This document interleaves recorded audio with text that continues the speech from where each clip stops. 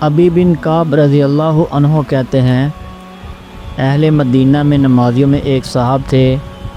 میری نظر میں کسی کا مکان مسجد سے ان کے مکان سے زیادہ دور نہیں تھا۔ اس کے باوجود ان کی کوئی نماز جماعت سے ناگہ نہیں ہوتی تھی۔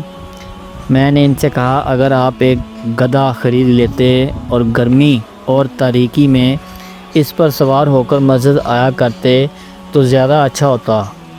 تو انہوں نے کہا میں نہیں چاہتا کہ میرا گھر مسجد کے بغل میں ہو۔ یہ بات رسول اللہ صلی اللہ علیہ وآلہ وسلم تک پہنچی تو آپ نے ان سے اس کے متعلق پوچھا۔ انہوں نے کہا اللہ کے رسول، میری غرض یہ تھی کہ مجھے مسجد آنے کا اور پھر لوٹ کر اپنے گھر والوں کے پاس جانے کا ثواب ملے۔